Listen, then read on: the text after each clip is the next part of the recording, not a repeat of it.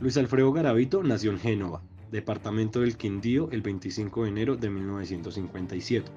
Es un pederasta, un asesino en serie de niños y agresor sexual colombiano conocido como La Bestia o el Monstruo de Génova, entre otros apodos. El 22 de abril de 1999, y tras haber violado a unos 200 niños y asesinado a más de 100, Garavito fue capturado en la ciudad de Villavicencio. En 2001 fue sentenciado a 1853 años y 9 días de cárcel, siendo la condena más alta de la que se tenga registro en Colombia, aunque posteriormente fue conmutada a 40 años por su colaboración en la identificación de otros asesinos seriales y un buen comportamiento. Actualmente está recluido en el penal de máxima seguridad de Valledupar. Garavito se puede considerar como un delincuente nato, según la clasificación de César Lombroso, por las siguientes características. Antropológica: tiene cejas pronunciadas, orejas salientes, brazos largos, frente hundida y mayor amplitud en la cuenca de los ojos. Fisiológicamente, tiene un tacto más desarrollado, gran agudeza visual, una mirada fija y fría. Psicológicamente, tiene un comportamiento impulsivo por el placer sexual, la ira y el deseo de venganza generalizado. Hay un impulso de matar y es vengativo por las situaciones que vivió durante el desarrollo de su infancia. Una falta de remordimiento por sus crímenes, falta de sensibilidad y carece de sentimientos de piedad, benevolencia, respeto por la vida. Esto sustentado en las mutilaciones, desmembramientos, descuartizamientos e intenso sufrimiento infligido a los menores e incluso estando vivo. En lo social tiene una adicción por el alcohol. Por lo general al momento de cometer sus crímenes tomaba brandy de la corte. Tiene un trastorno antisocial de la personalidad, una personalidad neurótica y sociópata e inestabilidad. Estrechas la mano de un asesino en serie, te sientes súbitamente golpeado por la memoria de todas sus víctimas.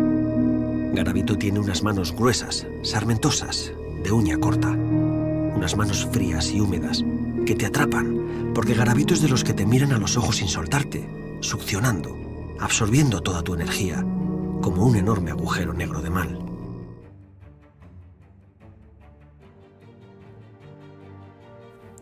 La presente hipótesis está basada en el tejido y la posibilidad que generó el actuar criminal de Garavito. Se parte de un rencor social reflejado en un sentimiento de venganza, esto materializado en la tortura a sus víctimas, planificación del crimen y la satisfacción de triunfo o logro que le generaba cada una de sus actuaciones. Garavito no quería que su identidad fuera revelada, pero sus crímenes sí, ya que esto le generaba placer y poder. De igual manera se puede catalogar como un sociópata, ya que utilizaba disfraces que ayudaban a generar confianza en los niños, que por lo general vivían en zonas humildes, para posteriormente raptarlos y llevar a cabo satisfacer sus fantasías obsesivas cargadas de sadismo, por lo cual se concluye que es una persona antisocial e inestable por las diversas experiencias que vivió a temprana edad. Usted secuestraba niños, usted violaba niños. ¿Por qué asesinarlos y por qué hacerlo además de esa manera tan brutal? Hubo descuartizamientos, hubo decapitaciones, hubo desmembramientos. ¿Por qué, Garavito? El por qué, puede haber un porqué. De pronto el de yo sentir un placer, pudo haber sido eso. ¿Qué rastros iba dejando? Bueno, niños, todos niños de sexo masculino, menores de 14 añitos, superiores a los 8 años, y ya en la cena siempre existía un licor de una marca específica, se encontraban señales de violencia, de sangre, que correspondían a hechos que él ejecutaba en vida mientras que accedía carnalmente a los menores de edad y los iba asesinando. Garavito es un criminal de tipo viajero, ya que cambiaba frecuentemente de domicilio, identidad, profesión y aspecto físico. Sus violaciones son catalogadas de tipo instrumental, ya que éstas no cesaban con la terminación del estímulo, sino que trascendían y perseguían motivaciones para lograr fines de índole sádico. Era una persona conflictiva. Le gustaba llamar la atención con escándalos frecuentes para provocar la presencia de las autoridades. Luis Alfredo Garavito cometió sus crímenes principalmente en Colombia. Sin embargo, se ha podido determinar que en 1998 cometió al menos 2 casos en Ecuador.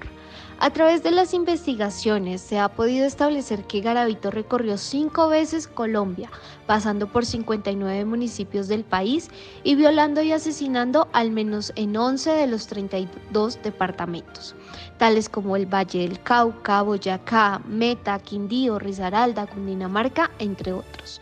Dicho lo anterior, no es posible determinar con exactitud su lugar de residencia, ya que se desplazaba sin rumbo fijo, pero se puede inferir que enfocó su ruta asesina especialmente en las regiones del centro y suroeste de Colombia, como lo es Valle del Cauca y el Eje Cafetero. El lugar de operación de Garavito siempre fue en zonas rurales y pequeñas ciudades que contaban con espacios abiertos rodeados de naturaleza, con una población dispersa y en su mayoría agrícolas. Generalmente cometía sus crímenes en zonas de cultivo, establos, cañaduzales, cañadas, entre otros, lo que dificultó en gran medida el proceso de la identificación de las víctimas. Se pueden identificar 3 escenas de lugares de operaciones si se tiene en cuenta la dinámica de las interacciones que tenía Garavito con sus víctimas. Una escena primaria son aquellos lugares públicos en donde Garavito solía entrar en contacto con sus víctimas, como por ejemplo terminales, galerías, parques, tabernas, residencias y sitios aledaños. Una escena secundaria o intermedia, que son aquellos lugares apartados donde conducía a sus víctimas para agredirlos sexualmente y asesinarlos. Y una escena final, en varios de sus crímenes, trasladaba los cuerpos a otro lugar no demasiado lejos de la anterior escena, para así poder ocultar los cadáveres.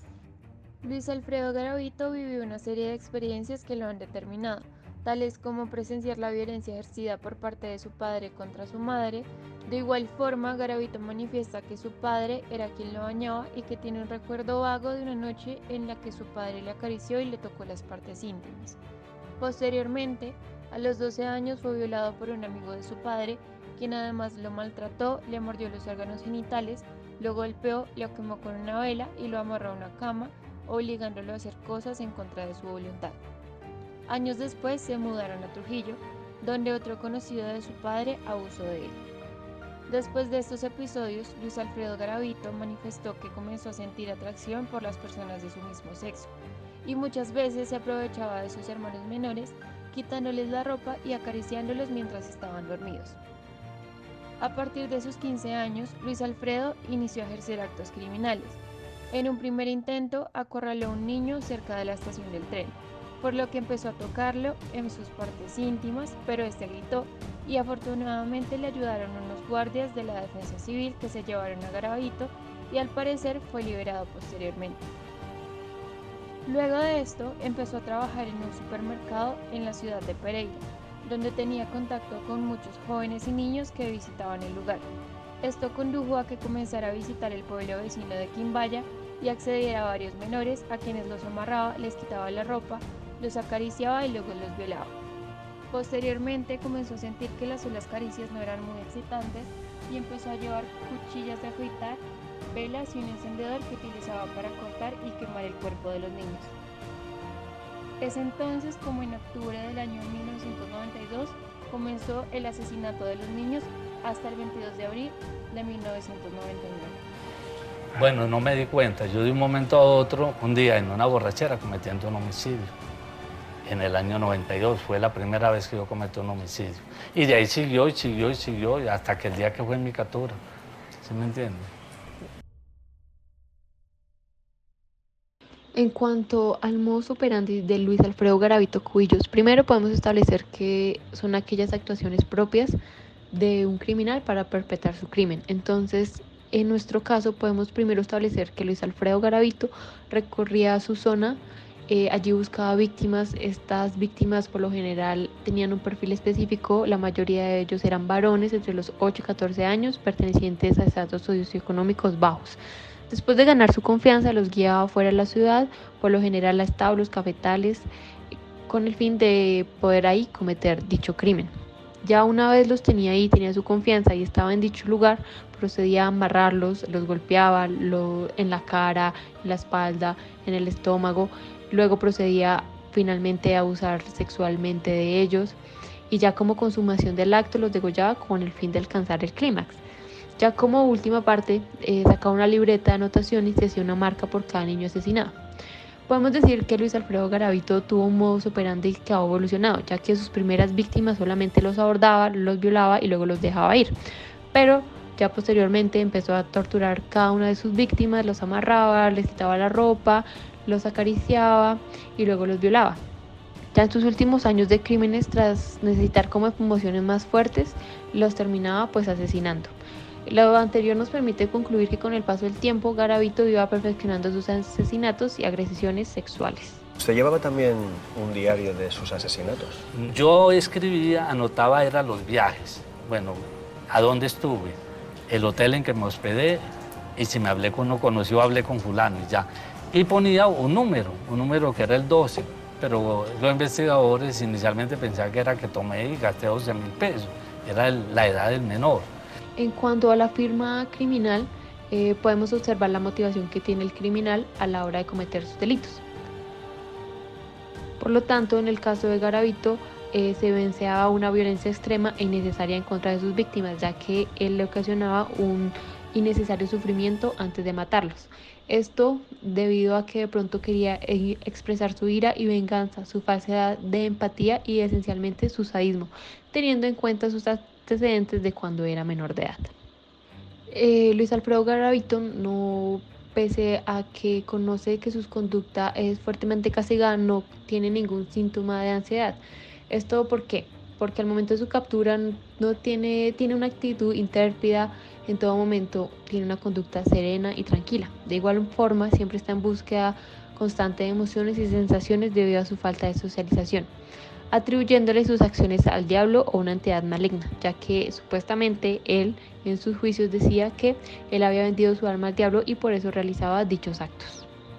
Mas sin embargo, se pudo establecer que fue diagnosticado con trastorno de personalidad antisocial, de acuerdo a sus actuaciones realizadas con el asesinato de los niños. Una de las características principales de este trastorno suele ser el remordimiento fingido, lo que significa que después de cometer el delito el criminal no muestra ningún tipo de remordimiento. Ya en cuanto a la victimología, todas sus víctimas, pues como ya lo habíamos mencionado antes, eran niños varones, nunca niñas, entre los 6 y 13 años, físicamente agraciados. Se estimó que asesinó y violó a más de 200 niños.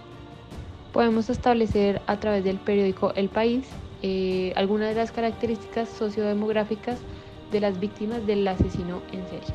Entonces, pues primero, como ya lo hemos mencionado, los niños de un estrato social humilde. Los niños posteriormente ya habían sido seguidos por el victimario, y esos niños por lo general andaban por las calles haciendo mandados o labores de trabajo.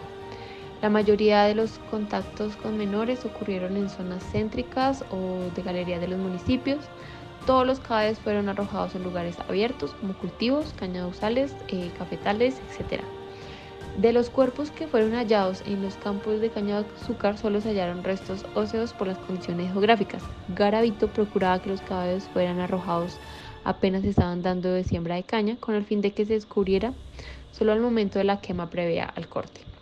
También se establece que la mayor parte de los cadáveres mostraban señales de lesiones y cortes causados por elementos cortocontundentes. Así era como lograba pues los desmembramientos. Y en las necropsias se determinó que una parte importante de los menores habían sido víctimas de agresiones sexuales muy violentas.